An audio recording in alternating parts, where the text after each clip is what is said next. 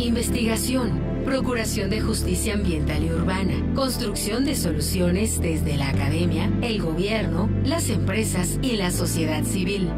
La Procuraduría Ambiental y del Ordenamiento Territorial del Distrito Federal y el Instituto Mexicano de la Radio presentan Territorio Ambiental, pasión por el medio ambiente. Más del 80% de los animales que habitan la faz de la Tierra son artrópodos, seres que carecen de hueso y que tienen en cambio una especie de cutícula externa conocida como exoesqueleto, y presentan también patas articuladas. La ciencia ha podido identificar hasta 1.025.000 distintas especies de invertebrados en todo el mundo, pero se estima que pueden llegar a existir hasta 10 millones, 20 millones, 30, no lo sabemos. México ocupa el indiscutible primer lugar en el mundo en variedad y presencia en su territorio de artrópodos e insectos, lo que sin duda es sintomático de nuestra enorme riqueza biológica. Para hablarnos de este maravilloso mundo de inimaginables bichos del reino animal, el día de hoy nos acompaña en Territorio Ambiental un incansable investigador, pero sobre todo apasionado conocedor del tema, Roberto Rojo. Roberto, qué gusto que estés en Muchísimas gracias por la Ambiental. invitación. No, muy contento de estar aquí con ustedes el día de hoy. Gracias, Roberto. Y bueno, como siempre, nos acompaña Erika Larios. ¿Cómo estás, Erika? ¿Qué tal, Paco? ¿Cómo estás? Roberto, bienvenido. Muchas gracias, Erika. Roberto, pues para entrar en este tema que, como lo dije, eres un apasionado y creo que de las personas que más conocen del tema en México. Primero tengo una curiosidad. ¿Qué fue lo que te llevó a estudiar biología? Y sobre todo, ¿de dónde tu pasión por los bichos como los arácnidos, por ejemplo, las arañas? Todos tenemos la idea de que los bichos pican y que son venenosos. Realmente no sé cuántos sean venenosos, cuántos no. Y bueno, pues también como aquella canción que nos educaban de mátale al alacrán, abuelita, Sí. mátalo con una escopeta y si no sale la carga, mátalo con la chancleta, ¿no? Es más, Paco, yo me lo imagino así de chiquito, no sé, llegando al salón de clase después de la hora del recreo, con algo en el Exacto. puño y enseñándoselo a la maestra y era una tarántula y bueno, la pobre mujer desmayándose, ¿no? Exacto, así era, así era. Bueno, mi pasión realmente es la naturaleza, es la vida. Esa es mi pasión. Y pues de muy pequeño había muy poquitos programas de naturaleza en la televisión. Había uno solamente, de hecho, que era de David Attenborough, que se llamaba La vida en la tierra y que pasaba los domingos. Lo recuerdo muy bien. Corría a la cama de mis papás, brincaba y ahí estaba la única tele de la casa y era el niño más feliz del mundo. Y ahí veía los leones, los elefantes y un montón de animales de todos lados. Y obviamente quería estar ahí, quería agarrarlos, quería saber cómo eran. Y recuerdo en el kinder que la maestra te pregunta siempre, ¿no? ¿Qué quieres ser de grande? Ah, policía, yo doctor, y yo no sé qué. Y cuando llegaban conmigo les decía yo quiero ser taxidermista. Oh. Y la maestra se quedaba, sí, ¿y tú? ¿Y tú qué más? Y bueno, la historia es que mis papás me llevaban al Museo de Historia Natural de Chapultepec y yo veía los animales disecados y decía, es la única manera en la que puedo acercarme a ellos, pues disecándolos. Ya más adelante, pues volteé hacia abajo y empecé a ver los bichitos que había en mi entorno urbano de niño de la Ciudad de México. Y entonces encontré las cochinillas, las lombrices, las arañas, las moscas y me di cuenta que era como un Serengeti, pero en chiquito. Y dije, bueno, pues esto lo tengo a la mano, no tengo que viajar. Y poco a poco fui descubriendo que era un mundo maravilloso que casi nadie volteaba a ver. Y cuando volteaban a verlos, era para matarlos, como dices de lo de la chancla. Yo siempre he dicho que el principal depredador de las arañas es la chancla, el zapato, la escoba. Sí. Y me di cuenta que se me hizo un poco injusto que la gente solo volteara a ver estos animalitos para matarlos o para odiarlos o no quererlos o que no le importaba que existieran. Entonces creo que poco a poco fui desarrollando esta idea de, yo digo, hacerles el paro. O sea, de hablar mucho de los animales y las cosas que a la gente o no le importan, o le dan miedo, o le dan pánico, o no los quieren. Y me gusta voltear la cara de la moneda y mostrarlos de otra manera, mostrar lo increíbles que son, lo fascinantes, lo hermosos, pero sobre todo lo imprescindibles, ya que si falta alguno de ellos va a haber un cambio grande en las tramas ecológicas de la Tierra, que poco a poco nos estamos dando cuenta. La diversidad del mundo es increíble, es única, aún no alcanzamos siquiera a comprenderla, no sabemos cuántas especies hay en el planeta, las cifras son 10 millones, 30 millones, 100 millones o más, y se han descrito alrededor de 1.600.000 especies, entonces básicamente no tenemos idea de cuántas especies hay en nuestro planeta y estamos acabando con ellas aún sin siquiera conocerlas. Estamos ya en la sexta gran extinción del planeta y eso debería preocuparnos a todos y ser un tema de encabezado de periódicos casi, bueno, diario, eso pienso.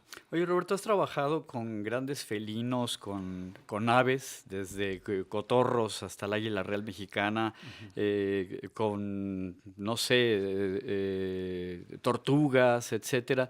Pero ¿por qué este especial interés sobre las arañas? Tengo entendido que primero eran las arañas de los humedales, de los manglares, etcétera, con los que trabajabas. Y bueno, ¿qué es lo que más te ha cautivado de esta enorme diversidad biológica que tiene el país? Sí, bueno, ahorita me estaba acordando también, perdón, antes de pasar a esta pregunta de lo que decías del kinder. Es cierto, una vez estaba colectando un montón de lombrices y se me hacían increíbles y leía sobre ellas y todo. Entonces llegué con las maestras del kinder con un puño de lombrices y se las mostré. Ajá. Y me regañaron y me castigaron y no entendí por qué y sigo sin entenderlo todavía porque las quería asustar. Y bueno, perdón, con esta pregunta que me haces de que he trabajado con muchos grupos de animales, pero estoy un poco más en las arañas. Pues en realidad te digo que mi pasión es la vida y más que biólogo siento que soy metiche. Ando en cualquier proyecto que pueda porque me gusta conocer y aprender de todo. Entonces obviamente me impresionan los grandes felinos como a todos nosotros, el águila real, que son animales emblemáticos, heráldicos y que queremos ser como estos seres de alguna manera. Y sin embargo, poco a poco me he estado yendo más hacia los pequeños. Cuando entré a la universidad, a la UNAM, yo quería ser entomólogo, que es el investigador que estudia los insectos. Pero cuando me di cuenta de lo vasto que era el mundo de los insectos, dije, no, me voy a tener que enfocar en algo o no voy a poder hacer nada porque es muchísimo. Entonces leí un libro de la doctora Anita Hoffman, que falleció hace algunos años, una gran investigadora de la UNAM, y este libro está disponible en internet gratis, se llama El maravilloso mundo de los arácnidos, y me di cuenta que eran similares a los insectos, pero un universo más pequeño, por ende más manejable, claro. Y dije, uy, ya, de aquí soy, aquí me quedo. Y te digo que tengo mucho esto de mostrar lo que yo le llamo el lado B de la biodiversidad. Las cosas que están ahí son increíbles, pero muchas veces no volteamos a verlas y no están en nuestra mente, en nuestro día a día. Si lo pensamos, ahí están siempre, están acompañándonos y yo creo que es mejor conocerlas, disfrutarlas y aprender a coexistir con ellos. Claro, como dijiste, son parte de toda la cadena de la vida, ¿no? Cuando falta alguno de estos eslabones, pues se distorsiona todo lo demás. Sí, que son imprescindibles, que a veces no nos damos cuenta de cuánto dependemos de ellos y en realidad es muchísimo. Y además de eso es un abanico de colores y de formas y de historias de vida que de verdad lo ves el mundo pequeñito y ni el Serengeti ni ningún otro lugar le pide nada porque tienes unas historias fascinantes en el mundo diminuto. Claro, y has manejado también, por ejemplo, que, bueno, si antes las especies tenían que transcurrir, no sé, varios años para poder desaparecer, ahorita hablas de una tasa de cada hora están desapareciendo al menos 2 especies. Es gravísimo, es gravísimo, de verdad. Yo a veces me desespero un poco porque pienso, ¿cómo no se habla de esto todo el tiempo en todos los noticieros? Se calcula que antes de que existiera el ser humano, se perdían de 2 a 5 especies cada 2 años, algo así, no recuerdo bien. Ahora se sabe que estamos perdiendo, como bien dices, de 1 a 3 especies por hora. No, y eso es terrible. No nos deberíamos dar el lujo de perder una sola especie y estamos perdiendo de 1 a 3 especies por hora. Y cuando la gente piensa en esto, se le hace imposible porque no está desapareciendo una jirafa, una ballena, pero en realidad la gran diversidad de la Tierra es en el mundo pequeñito y ahí es donde están desapareciendo la mayoría de las especies. ¿Y cuántas especies que ni siquiera hemos llegado a conocer, ¿no? O sea, el ritmo de la extinción puede ser mucho mayor a lo que pues somos capaces de conocer, ¿no? Sí, y muchas de estas especies que son importantes ya por el solo hecho de existir y de estar ahí, pues podrían brindarnos muchísimos beneficios a la humanidad. Se está haciendo ropa con telarañas, se están haciendo chalecos antibalas, se están encontrando curas para enfermedades, y se están construyendo edificios a partir de los modelos de los termiteros. Es decir, podríamos sacar muchísimo provecho y que además y que es solo importante que estén ahí estos animales. Ya eso ya es maravilloso. Y aún además de eso, podríamos tener muchísimos beneficios de que existan estas especies y no desaparezcan. Y tú como divulgador de este tipo de temas, de los temas científicos, de este, como decíamos al principio del programa, de este pequeño reino dentro del gran reino animal, ¿crees que se está haciendo el suficiente trabajo de divulgación? Tú mismo eres un gran divulgador de los temas que tienen que ver con esta parte de la vida, pero ¿crees que es suficiente o qué es lo que hace falta para que todos nos acerquemos a conocer, a apreciar y a proteger? No, pues antes que nada, muchísimas gracias por decir que soy un gran divulgador. Eso sería lo ideal, es lo que más me gustaría. Bueno, con respecto a tu pregunta, falta muchísimo por hacer. Es casi nulo. O sea, hay muchos esfuerzos muy grandes, pero todavía siguen siendo puntuales y muy esporádicos.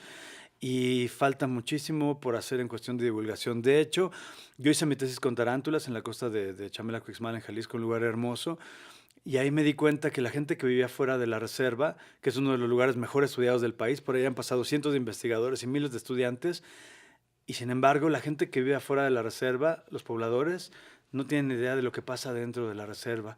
Entonces, cuando supe esto, me cayó como un balde de agua fría y me di cuenta que no es un problema de la gente que vive afuera, que no sepan del mundo, del lugar en el que viven, que es hermoso y los recursos que tienen, sino es un problema de los científicos que no salimos a contarles y a dialogar, ¿no? Y emocionarlos y enamorarlos del entorno en el que viven para que lo cuiden y lo cuiden bien y puedan tener un nivel de vida bueno, cuidando la naturaleza. Entonces, cuando me di cuenta de eso, dije, no, tengo que hacer algo, tengo que divulgar. También me ha tocado ver desaparecer muchos ecosistemas, me gusta mucho salir a muchas partes del país y de todos lados, y he visto desaparecer ecosistemas completos, selvas, bosques de montaña, bosques mesófilos, y dije, no, esto no puede pasar, y solo hay una forma de hacerlo, y es contándole a la gente, llegando desde un niño, una ama de casa, un maestro, un campesino, un político, todo el mundo debe saber de la belleza y fragilidad del mundo y cómo nos lo estamos acabando para poder enamorarse en primera, asustarse por la velocidad a la que estamos destruyendo todo, pero sobre todo ocuparse en que esto se detenga, que pare y que podamos cuidar la naturaleza como debe ser. Roberto, otra de tus actividades que más te apasionan es pues el sumergirte, el explorar cuevas subterráneas. ¿Desde cuándo te dedicas a esto? ¿Qué has encontrado? Platícanos de tus experiencias. Entré al mundo de las cuevas cuando ingresé al grupo de montañismo de la UNAM. Pues yo quería salir a la naturaleza a como diera lugar. Yo quería estar afuera, viviendo y sintiendo la naturaleza y el mundo en el que estamos. Y dentro de estos cursos conocí la espeleología, que es el estudio de las cuevas. En su raíz griega, grecolatina es peleón, cueva, el estudio de las cuevas. Y me di cuenta de que son entornos que México es el primero a nivel mundial por muchas razones de cuevas. Tenemos unos paisajes subterráneos increíbles y maravillosos, únicos en el mundo, como Naica en Chihuahua, la cueva de los cristales gigantes. Tenemos la cueva más profunda del hemisferio en Huautla, en Oaxaca, con una cueva de más de 1,500 metros de profundidad. Tenemos la segunda más grande del mundo, que es la más grande inundada, a un ladito de Tulum, el sistema Dos Ojos, que tiene 310 kilómetros de galerías inundadas hermosas, que tienen restos de fauna de la edad de hielo y cosas increíbles. Y eso entre un montón de cosas. Y a México se le ha llegado a llamar el Himalaya de las cuevas por la diversidad que tenemos. Hace poco un grupo bajó, digamos, a una, pues no sé si llamarle altitud semejante a la del Everest, pero hacia abajo, ¿no? Pues hace la comparación en espeleología, es un poco diferente. La cueva más profunda del mundo está en Abjasia, en una república separatista rusa, en Georgia, y esa mide poco más de 2 kilómetros, 2,192 metros de profundidad, es lo más profundo del mundo. Okay. Obviamente no es bajo el nivel del mar, esto empieza en montañas y es ese, le llamamos potencial kárstico, y en México potencialmente tenemos una cueva más grande que no se ha descubierto todavía. Ah, Es sí. decir, tenemos una costra de roca caliza en las montañas de Oaxaca con cuevas súper profundas, pero que aún que nos darían un potencial de tener la cueva más profunda del mundo, pero con varios amigos que lideran varias expediciones estamos en eso, probablemente está en México. Roberto, ¿y cómo te preparas? Porque para eso no solamente se necesita tener un entrenamiento físico, sino, y bueno, contar con el equipo adecuado, sino también condiciones, porque te estás enfrentando, por ejemplo, en las cuevas de Naica, son, me parece que 300 metros de profundidad. El calor que debe hacer ahí El abajo. calor entre 50 a 60 grados, me parece. Y De hecho, la no se le, humedad. o sea, un ser humano no puede permanecer mucho tiempo ahí. ¿Cómo le haces para Sí, prepararte? el máximo en NICA que te permiten estar sin equipo especial es de 20 minutos máximo, no, 15, 20. Yo me quedé con un buen amigo que me invitó ahí, Jesús López, fotógrafo de National Geographic. Nos quedamos 23 minutos y salimos temblando, mareados. Con 20 kilos menos. Casi. Es que es 100% de humedad relativa. Esa es una cueva muy extrema. Ujú. Sin embargo, en general para las cuevas, pues sí tienes una preparación física, sobre todo técnica, porque vas a colgarte a 100, 200 metros de profundidad, pasar por lugares muy estrechos y también una preparación mental, porque estás en la Claro. oscuridad y a veces es muy fácil, nos decimos nosotros, mal viajarte. ¿Y qué me pasa si Sí, algo sí, claro. llega a suceder aquí? ¿Cómo lo hacemos? Pero al final, la recompensa es que llegas a entornos hermosos, la mayoría de ellos sin explorar. Hay veces que bajas de tu cuerda, sucede muy a menudo en México, bajas de tu cuerda, volteas a tu alrededor y lo que ves no lo ha visto nunca el ser humano en su Claro. historia. Y así tenemos todavía miles de cosas por explorar en México. Entonces tienes una recompensa muy, muy gratificante y que tiene mucho que ver con el lado B de la biología, porque en México se conocen hasta ahora 952 especies, perdón, de animales adaptados a la vida en la oscuridad perpetua, es decir, ciegos, blancos, con otras formas de vivir bajo Y tierra. percibir su entorno. Y ¿no? esas 952 especies para mí es una punta del iceberg de lo que debe haber en México, de vida subterránea que es súper frágil, hermosa, única y en peligro. Claro, pero ¿hasta qué grado puedes, yo me imagino que sí vale la pena pues ver todos esos escenarios hermosos, poco explorados y todo, pero ¿hasta dónde expones tu vida? Porque yo te recuerdo mucho en un capítulo de Bichos, en el centro de la Tierra, donde te encuentras con una araña violinista. Sabes, estás narrándole al público que es venenosa, que puede provocar necrosis, que puedes morir en un instante y todavía te arriesgas a agarrarla. Y por ahí salta y de repente te tuviste que hasta quitar la camisa porque al parecer la traías adentro de la ropa. ¿Hasta dónde es válido arriesgarse de esa manera? Ahí bajó el rating cuando me quité la camisa. Bueno, sabes que yo pienso que todo el tiempo estamos en peligro. Aquí en la Ciudad de México me puede pasar en el micro, en la calle y todo, y digo, mejor me arriesgo donde me gusta y haciendo lo que quiero. Entonces, pues finalmente sí te pones en riesgo. Una maestra me dijo una vez que no quieres tu vida, y le dije, pues yo amo mi vida y por eso hago estas cosas. Y tampoco es mostrar qué tan macho soy, sino, por ejemplo, en este caso de la araña violinista, el objetivo era mostrar a la gente que a pesar de ser una araña muy peligrosa, no es mala, no me va a morder solo porque la tengo en la mano. Eso era lo que yo quería mostrar. Realmente se metió a mi camisa y sí me asusté bastante, pero bueno, trato de hacer todo con un objetivo y de disfrutar la vida sin miedos. Es decir, si voy a bajar una cuerda a 200 metros, lo voy a hacer y me emociona y me da miedo y me gusta, pero lo voy a disfrutar, lo voy a vivir. Entonces es una forma de vivir la vida que creo que debería tenerla mucha gente porque es bien bonito. ¿Qué proyectos estás realizando ahorita?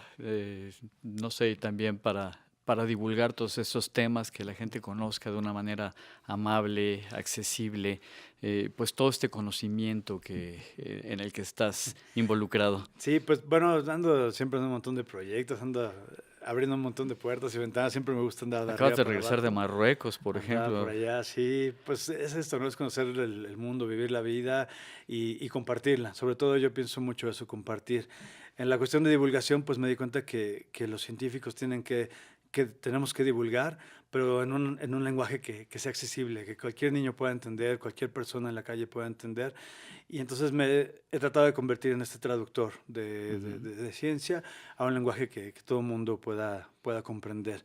Y bueno, los proyectos ahorita, pues hice un libro de arañas hace poquito, estamos por comenzar un proyecto de televisión, tenemos una asociación civil en Quintana Roo por la protección y conservación de cuevas, y pues estoy empezando a escribir otro libro de serpientes. Entonces, pues finalmente en un montón de cosas, y más lo que se acumula esta semana. La cosa también es no parar. Muy bien. De hecho, bueno, aquí amigos del auditorio, Roberto nos trajo un ejemplar del libro de arañas y bueno, platicábamos antes de salir al aire que está hecho también para gente que, como yo, que le tenemos miedo a estos animalitos, ¿no? Y que pensamos que nos van a picar nada más porque sí, y bueno, ya por eso quizá los pisamos, los matamos.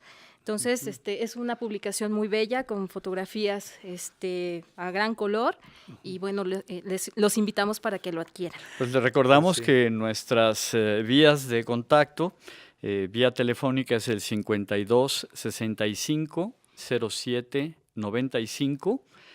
Ahí estamos de lunes a viernes, de 9 a 6 de la tarde, y pueden hacerlo también a través de las redes sociales, Facebook y Twitter, estamos como PAOT-MX. Roberto, ¿y las fotografías son tuyas, de tus viajes, el contenido? Bueno, en este libro en particular, como era muy difícil tener imágenes de tantas especies de todo el mundo, recurrimos a un stock que a mí me pareció lo más afortunado, porque en poco tiempo tuvimos las imágenes que yo quería, que tenía en mente, y bueno, son las que vienen ahí. Para el libro de serpientes que estoy haciendo ahora, sí quiero que sean imágenes mías, de amigos, de más serpientes mexicanas. Este libro es de arañas de todo el mundo, vienen las principales familias, es decir, las que nos vamos a encontrar en el jardín, en la casa. Arañas que saltan, qué susto. Bueno, te cuento rápido, hay un artículo científico que se llama Balística del salto de las arañas saltarinas. Ay, qué bonito. Y la verdad, son pequeñititas, no van a atacar a nadie, grandote, pero saltan en 24 milisegundos para capturar a su presa. Si lo pasamos a una dimensión grande, es como si tuvieras un tigre aquí que se subiera al techo, se pusiera de cabeza y saltara sobre una vaca a 24 milisegundos. Es increíble en su dimensión cómo actúan estos animales. ¿Qué porcentaje de las arañas? Porque luego tenemos, como lo decíamos, el miedo de que me va a picar la araña y algo me va a pasar. Que de hecho no pican, muerden, ¿no? Muerden porque es con las partes bucales, con sus quelíceros. Pero bueno, popularmente se me va a picar. Sí. Pero ¿qué porcentaje de ellas realmente son venenosas, que son, digamos, si no fatales, que pueden afectar al ser humano gravemente? El porcentaje es mínimo. Fíjate que cada vez que la gente me pregunta, me dice, ay, me picó una araña, me mandan la foto, y les digo, bueno, puede haber 1000 cosas diferentes a una araña que pudieron haberte hecho esa reacción, desde insectos que pican plantas y llegaban, te probaron, vieron que no eras planta y se fueron, te dejaron la ronchita, pero les echamos la culpa a las arañas. Bueno, en México solamente existe la viuda negra con 2 especies, y la araña violinista, que tenemos más de 35 especies, somos el país que más tiene, pero en realidad son bien poquitas si las comparamos con las más de 2000 arañas descritas para México, y que seguro son muchísimas más. Solamente 2 tipos de arañas pueden ser peligrosas para el ser humano potencialmente, pero que nos lleguen a morder alguna de ellas no significa que nos vamos a morir. Claro. Hay antivenenos específicos, uno desarrollado en México por primera vez en todo el mundo, en laboratorios de la UNAM, y ya no hay por qué temerles a estas arañas. Hay que conocerlas, hay que saber cuáles son, diferenciarlas, saber qué hacer y qué no hacer en caso de accidente, pero no tenemos que vivir aterrados de estos animales, porque tenemos que conocerlos, comprenderlos y ni estarlas pisando o matando, como nuestro productor Oscar Ramírez, que aquí en la Ciudad de México encontró un alacrán en el interior de su casa, allá por la colonia Marte, Campestre Churubusco, y bueno, su reacción inmediata fue matar al alacrán. Híjole. Perdimos un ejemplar. Es muy común que pase eso, es como una reacción que pensamos que es natural, cuando no es natural realmente. Y hay que saber que los alacranes de la Ciudad de México no son peligrosos para el ser humano. No. Tienen veneno, pero no son peligrosos. Dolerá menos que un piquete de abeja, y solo que no nos gustan tanto y pues... Hay que saber convivir con ellos, hay que ¿verdad? saber convivir Es con más, ellos. nada más un último comentario. Acabo de ver en tu Facebook que adoptaste un ratón que te encontraste en tu casa, ¿no? Ya hasta Sí. tiene nombre el ratoncito. Se llama O sea, Kraken. O sea, preferiste no matarlo o exponerlo a la calle y Pues, adoptarlo. Pues no podría matarlo. Dije, mejor lo conservo aquí. Y es un poco también para contarle a la gente esto, ¿no? No los queremos, nos dan asco, nos dan miedo, pero en realidad son mamíferos sorprendentes, increíbles, que tienen una historia muy importante. Se han descubierto migraciones humanas a partir de los ratones, y si los vemos en otra dimensión, en su dimensión real, vamos a ver que no son tan feos como pensamos, ni tan... no sé, que no nos deben dar miedo ni asco ni nada, sino que tenemos que comprenderlos. Sé que mucha gente no los amará ni los querrá nunca, pero si los ves diferente, ya vas a tener otra idea de lo que tienes enfrente. Voy a tratar de convencer a mi mamá. Roberto, pues muchísimas gracias por contagiarnos este respeto, esta curiosidad también por conocer la vida no solo de los humanos, sino también de los seres vivos no humanos. ¿Dónde te puede encontrar la gente? ¿Dónde puede entrar en contacto contigo? Bueno, pues antes que nada, muchas gracias por la invitación. Me lo he pasado increíble y muy contento aquí con ustedes. Y estoy muy activo en Facebook. Tengo un fanpage que es con mi nombre, Roberto Rojo Fanpage. Y ahí subo contenidos diarios de todo campechaneado, desde bacterias hasta ecosistemas, metiendo chistes y todo para que sea agradable y la gente, aparte de divertirse, aprenda y conozca mucho sobre la biodiversidad del planeta. De verdad que hay cosas sorprendentes que pongo ahí. A veces cuando estoy buscándolas me impresiono de verlo y me gusta compartirlo. Excelente. Entonces en Facebook. En Facebook como Roberto Rojo Fanpage. Perfecto, Roberto. No, muchísimas Pues queremos gracias. agradecerte muchísimo, muchísimo que hayas estado por acá. Y bueno, pues el espacio está abierto también para todos los proyectos nuevos que abras, pues que les demos divulgación, porque es muy importante que conozcamos la diversidad biológica de nuestro país, porque finalmente es nuestra riqueza material, nuestro capital natural, como se dice. Es nuestro único tesoro real. Si lo perdemos, nos quedamos sin nada y nos perdemos nosotros mismos. Y también somos los seres humanos parte de la biodiversidad. No somos ajenos a ella, somos parte de, y tenemos que comprenderlo de esta manera, vivir contentos, compartir y cuidar la naturaleza. Ahí tienen. Bueno, pues Erika, se nos terminó el tiempo de Territorio Ambiental y queremos agradecer a usted sobre todo y nos escuchamos la próxima semana. Hasta la próxima, Paco. Síguenos en las redes sociales, Facebook, Twitter y YouTube. Visítanos en www.baot.mx o comunícate al 52 65 07 80. La Procuraduría Ambiental y del Ordenamiento Territorial del Distrito Federal y el Instituto Mexicano de la Radio presentaron Territorio Ambiental, pasión por el medio ambiente. Investigación, Procuración de Justicia Ambiental y Urbana, construcción de soluciones desde la academia, el gobierno, las empresas y la sociedad civil. La Procuraduría Ambiental y del Ordenamiento Territorial del Distrito Federal y el Instituto Mexicano de la Radio presentan Territorio Ambiental, pasión por el medio ambiente. Más del 80% de los animales que habitan la faz de la Tierra son artrópodos, seres que carecen de hueso y que tienen en cambio una especie de cutícula externa conocida como exoesqueleto, y presentan también patas articuladas. La ciencia ha podido identificar hasta 1.025.000 distintas especies de invertebrados en todo el mundo, pero se estima que pueden llegar a existir hasta 10 millones, 20 millones, 30, no lo sabemos. México ocupa el indiscutible de la casa y era el niño más feliz del mundo. Y ahí veía a los leones, los elefantes y un montón de animales de todos lados. Y obviamente quería estar ahí, quería agarrarlos, quería saber cómo eran. Y recuerdo en el kinder que la maestra te pregunta siempre, ¿no? ¿Qué quieres ser de grande? Ah, policía, yo doctor, y yo no sé qué. Y cuando llegaban conmigo les decía yo quiero ser taxidermista. Oh. Y la maestra se quedaba, sí, ¿y tú qué más? Y bueno, la historia es que mis papás me llevaban al Museo de Historia Natural de Chapultepec y yo veía los animales disecados y decía, es la única manera en la que puedo acercarme a ellos, pues disecándolos. Ya más adelante, pues volteé hacia abajo y empecé a ver los bichitos que había en mi entorno urbano de niño de la Ciudad de México. Y entonces encontré las cochinillas, las lombrices, las arañas, las moscas y me di cuenta que era como un Serengeti, pero en chiquito.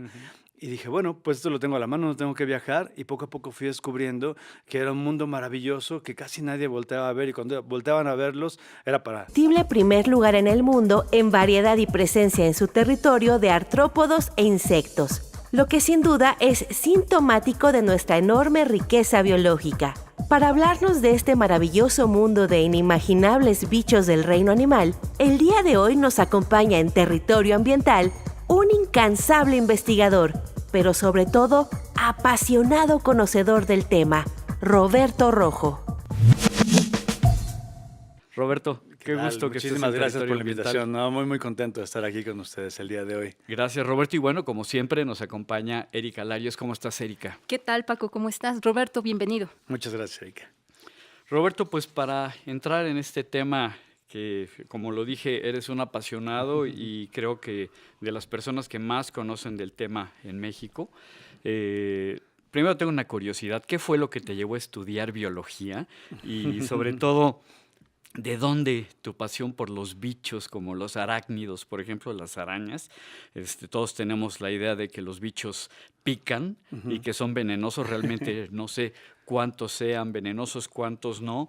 Y bueno, pues también como aquella canción que nos educaban de mátale al alacrán, abuelita, Sí. mátalo con una escopeta y si no sale la carga, mátalo con la chancleta, ¿no? Es más, Paco, yo me lo imagino así de chiquito, no sé, llegando al salón de clase después de la hora del recreo, con algo en el Exacto. puño y enseñándoselo a la maestra y era una tarántula y bueno, la pobre mujer desmayándose, ¿no? Exacto, así era. Bueno, mi pasión realmente es la naturaleza, es la vida. Esa es mi pasión.